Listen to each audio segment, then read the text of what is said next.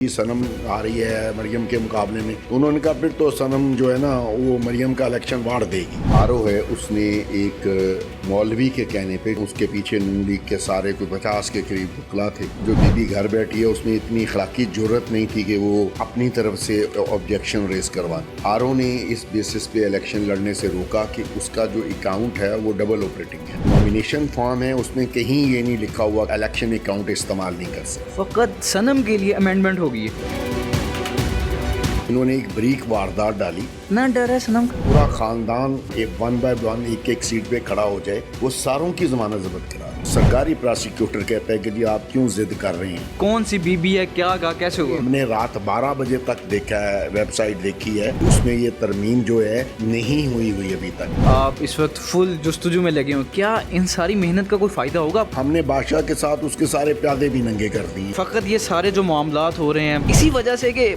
सनम के मद्दे मुकाबिल मरियम नवाज है। जो सनम वाला हल्के हैं दोनों, कोई बंदा ढूंढने से नहीं मिला जो कहे कि जी हम सनम के मुखालिफ वोट डालेंगे। ये पहली दफा ऐसा हुआ है औरत कैदियों पे इतना के साथ ऐसा बेरहमाना सलूक किया जा रहा है। उसके फैसला 3 दिन हो गए उसके फैसला हुए अभी तक अटेस्टेड कॉपी नहीं दी जा रही हमें। केस लगता है सनम का, उनके मुखालिफ PMLN के वकला भी आते हैं, उनका क्या काम? जी अस्सलाम वालेकुम ख़वातीन व हज़रात, मैं हूँ एहतिशामुल्लाह बहलीम और आप देख रहे हैं पब्लिक न्यूज़। पाकिस्तान तहरीक इंसाफ की सरगर्म कारकुन जो कि सनम जवेद इस वक्त पाबंद सलासिल हैं, लेकिन उन्होंने कागजात नामजदगी जमा करवाए थे पाकिस्तान तहरीक इंसाफ की तरफ से और मंजूर भी हो जाते हैं। लेकिन अब इलेक्शन सर पे हैं तो वो अचानक से पता चलता है वो सारे कागजात मुस्तरद हो गए हैं। आखिर क्या वजह बनी? और अब जवेद इकबाल साहब जाते हैं, हाई कोर्ट भी गए हैं, उसके अलावा इन्होंने इसके अलावा अगेंस्ट रिट भी दायर करवाई है। क्या मामला था जानते नहीं की ज़बानी। अस्सलाम वालेकुम सर। वालेकुम सलाम। कैसे मिजाज हैं? मैं बिल्कुल ठीक हूँ, आप खैरियत से हैं। सनम जावेद के कागज़ जो हैं इनिशली ही मंजूर नहीं किए गए थे। उसको जो आरो है उसने एक मौलवी के कहने पे, जिसको ये भी नहीं पता था कि वो किसके बिहाफ पे कंप्लेंट दाखिल कर रहा है और किसके ख़िलाफ़ दाखिल कर रहा है, और उसके ख़िलाफ़ नून लीग के, उसके पीछे नून लीग के सारे कोई 50 के करीब वकला थे। वो जो बीबी घर बैठी है उसमें इतनी अखलाकी जरूरत नहीं थी कि वो अपनी तरफ से ऑब्जेक्शन रेज करवाती।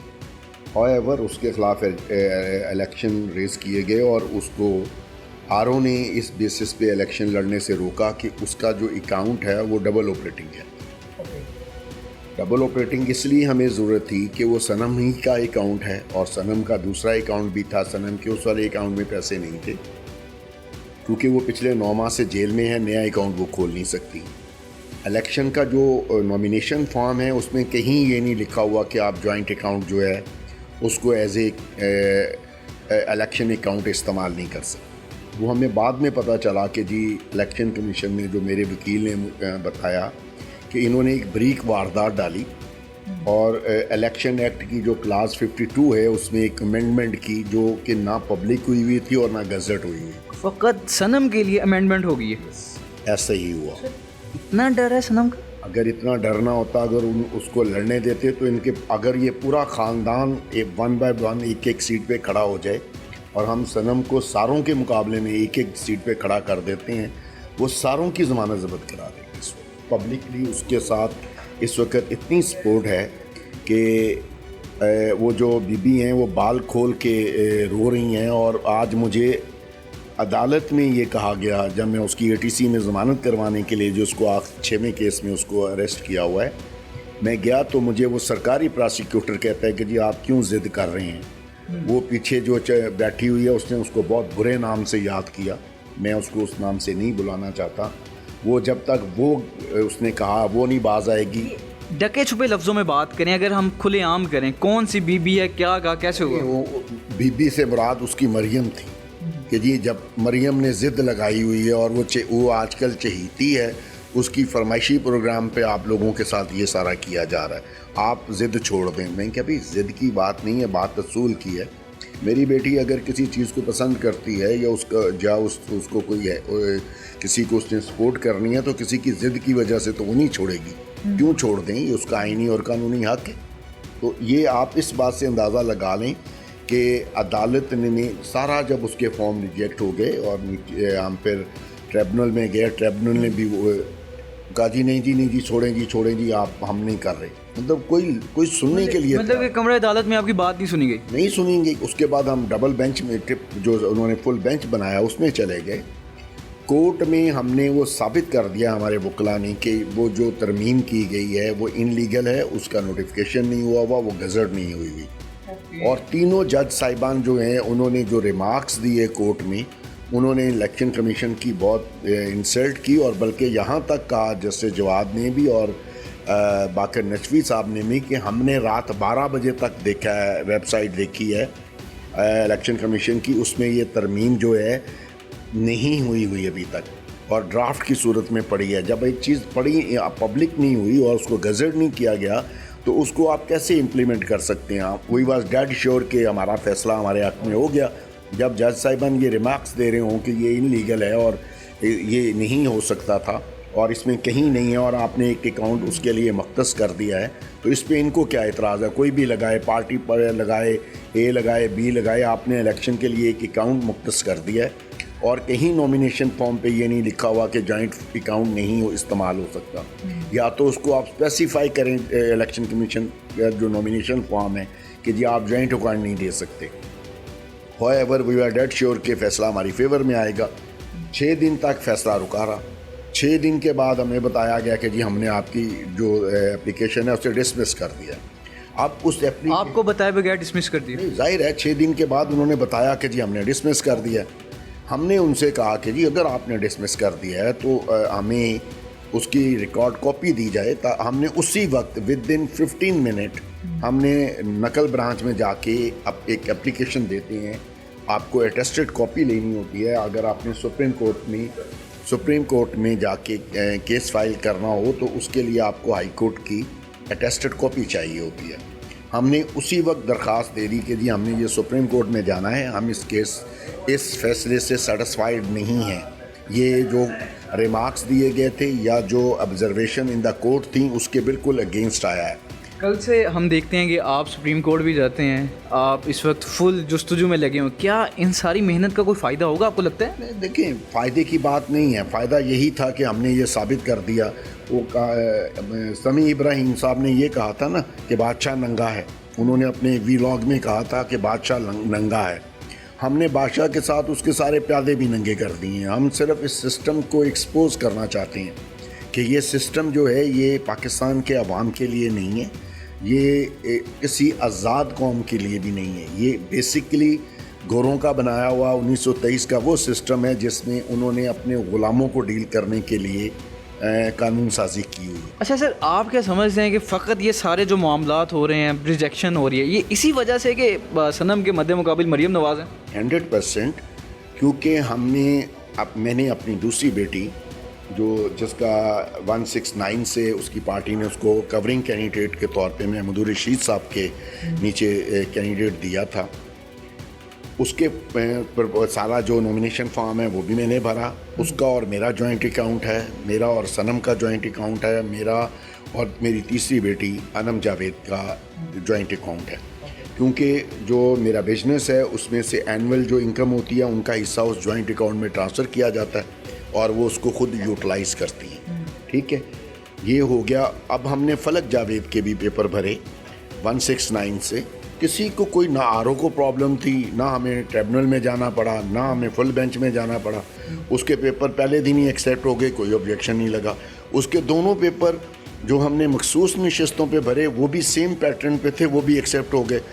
अब सनम के मखसूस नशिस्तों पे भी दोनों पेपर रुके हुए हैं और जो उसके जनरल इलेक्शन में 3 सीटों पे थे, MNA की 2 सीटों और एक MPA की सीट पर, वो भी रुके हुए हैं। सिर्फ इसलिए कि जी चाहती जो है उसके मुकाबले में सनम को नहीं आने देना, क्योंकि वो जो मीडिया था या मीडिया के जो बड़े एंकर्स हैं जैसे कि इमरान रियाज साहब हैं, उनको किसी ने कहा कि जी सनम आ रही है मरियम के मुकाबले में, तो उन्होंने बड़े अपनी उनकी ज़ुबान में आजकल थोड़ी सी प्रॉब्लम है, तो उन्होंने कहा फिर तो सनम जो है ना वो मरियम का इलेक्शन वाड़ देगी। और इसी तरह हसन निसार साहब ने ये कहा कि जी अगर सनम और मरियम का इलेक्शन होता है और सनम के मुकाबले में मरियम की ज़मानत ज़ब्त नहीं होती है तो हम उस इलेक्शन को फेयर नहीं मानेंगे। मतलब ऑन ग्राउंड ये सूरत हाल है कि 80% से ज़्यादा लोग जो हैं इस वक्त वो पीटीआई और सनम मतलब ग्राउंड लेवल पे शायद 80% कर रहे होंगे, लेकिन जो सनम वाला हल्के हैं दोनों, वहाँ पे शायद ही हमें कोई बंदा ढूंढने से नहीं मिला जो कहे कि जी हम सनम के मुखालिफ वोट डालेंगे। अच्छा। यस, मतलब वो एक्चुअली पाकिस्तान के लोग जो है ना जी, उनकी साइकी है, वो बहादुर लोगों को पसंद करते हैं। अब वो पिछले 9 महीने से तकरीबन 8 महीने 15-16 दिन से डेथ सेल में है, और इन्होंने तमाम तर कोशिश, यानी बताया ये जाता है कि जेल की हिस्ट्री में कभी औरतों पे इतनी सख्ती नहीं की गई जितनी सख्ती पीटीआई की और ख़वातीन कैदियों पे की जा रही है। उनकी ये हालत है कि उनको डेथ सेल में रखा हुआ है, उस डेथ सेल के सामने वाला जो हिस्सा है वो खुला है, उसके अंदर सुलाखें लगी हुई हैं, उसमें हवा के आने जाने रोकने का कोई तरीका मौजूद नहीं है। उन्होंने शदीद गर्मियाँ उस सेल में गुजारी हैं और अब शदीद सर्दियाँ उस सेल में गुजार रही हैं, और वो कह रही हैं कि ये पहली दफ़ा ऐसा हुआ है कि कोट लखपत जेल की हिस्ट्री में कि इन औरत कैदियों पे इतना के साथ ऐसा बेरहमाना सलूक किया जा रहा है। सर अब क्या समझते हैं कि आप समझते हैं कि कहीं ना कहीं आपको चांसेस नज़र आते हैं कि फ्री एंड फेयर इलेक्शन तो दूर की बात है कि क्या सनम जावेद को उनके कैंडिडेट हो जाएगा, कागजात जो है नामजदगी हो जाएगी? देखें जी, हमें तो पहले, मैं तो आपको कह रहा हूँ कि फलक के हो गए, अगर ये सारी अपनी चहीती को खुश करने के लिए ना किया जा रहा होता तो उसके पेपर होते, लड़ती उससे इलेक्शन। ये तो बगैर इलेक्शन लड़े भागने वाली बात है ना।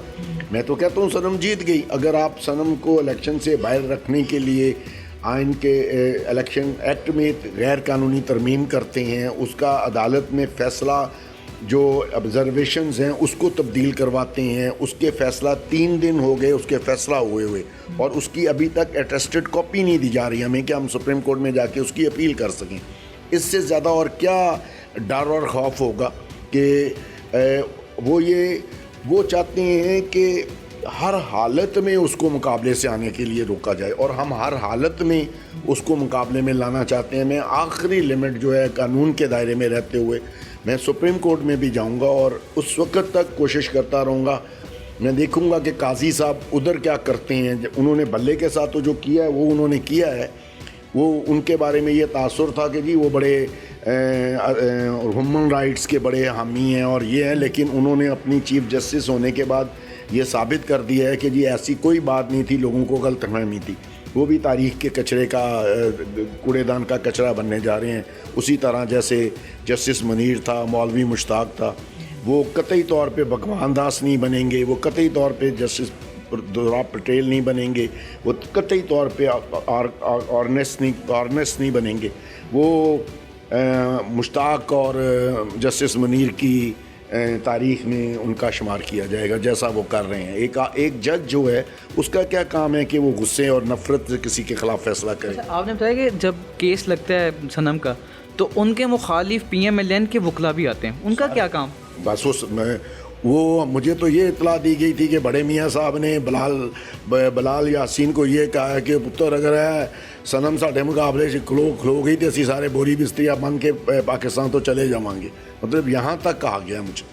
अच्छा। मतलब वो तो हारून रशीद साहब ने एक दावा किया है कि उन्होंने कहा कि पूरी शरीफ ख़ानदान जो है उसको एक तरफ खड़ा कर दें और सनम को एक तरफ खड़ा कर दें। अगर सनम उनके सारे ख़ानदान की सियासत ख़त्म ना कर दे तो मैं अपनी सारी ज़िंदगी की जो सहाफ़त है उस पर 2 हरफ बेच के चला जाऊँगा। कोई आप तक मियाँ साहब का या दीगर PMLN के लोगों का पैगाम आया है कि सनम को इधर से ना इलेक्शन लड़वाएं, कुछ इस तरह की बात हुई? जी ऐसा हुआ। मेरे कुछ दोस्तों ने मुझे पैगाम दिया कि ऐसा कर लें ऐसा कर लें। मैंने उनसे कहा कि नहीं, क्योंकि सनम को ना तो मैंने टिकट दिया है ना सनम ने किसी से टिकट मांगा था। उसको जो पार्टी उसकी पार्टी ने टिकट दिया, जो अब उसकी पार्टी है, मतलब 14/12/2023 तक वो PTI की बाकायदा मेंबर नहीं थी, नहीं सोशल मीडिया एक्टिविस्ट थी। तो 14 तारीख को जब मुझे डॉक्टर यास्मीन रैशद साहबा मिली हैं तो उन्होंने बड़े मुझे प्यार से, पुराना ताल्लुक़ है उनसे पार्टी के हवाले से, वो हमारी लेडी विंग डॉक्टर विंग की प्रेसिडेंट होती थी। तो उन्होंने मुझे कहा कि मैंने तुम्हारी बेटी अडॉप्ट कर ली है। मैंने कहा जी मेरी वो बेटी बहुत कीमती है, मैं किसी को नहीं दे सकता। वो कहती नहीं जी मैंने कर लिया है। मैं कहा अच्छा चलें। आप दोनों इकट्ठी हैं वहाँ पे, देखा जाएगा जब बाहर ही। कहती नहीं नहीं तुम जाओ और जाके उसके पेपर दाखिल करवाओ। मैंने कहा अच्छा मैं उससे पूछूंगा। मैंने कहा जब मैं कह रही हूँ ना, मैं बड़ी बहन समझती हो। मैं कहा जी जाहिर है आप मेरे से उम्र में बड़ी हैं, बहन भी हैं मेरे लिए, तो जाके जमा कराओ। मैंने कहा अच्छा ठीक है। फिर मैं गया और फिर जब दूसरे दिन मुझे पार्टी की जो उनकी सेंट्रल लीडरशिप है उसकी तरफ से ये मैसेज भेजा गया कि जी जहाँ जहाँ शरीफ फैमिली पेपर दाखिल कराएगी वहाँ वहाँ पेपर दाखिल होंगे। और ये इस बात की तस्दीक फिर हारून रशीद साहब ने मुझे टेलीफ़ोन करके की कि जी मेरी खान साहब से बात हुई थी और खान साहब ने मुझे ये पैगाम, मैंने उनको कहा था और खान साहब ने कहा हाँ ठीक है। जब इस वक्त तो पीटीआई का जो मेन मोहरा है फिर तो सनम ही हुई। डेफिनेटली वो एक फेस है पीटीआई का। उनका जो देखिए ना, मैंने तो पहले कहा है लोग बहादुरों को याद रखते हैं, वो बहादुरी से पीटीआई के मौक़िफ़ पे खड़ी है, उसने पीटीआई को नहीं छोड़ा। तो जाहिर है बुज़दिल लोगों को तो कोई याद नहीं रखता ना। भगौड़े हो जाएं जो 50 रुपए का फॉर्म दे के और बाद में एग्रीमेंट करके वापस आएँ, तो उनको तो लोग वही हाल करेंगे जो इस वक्त लोग कर रहे हैं उनका।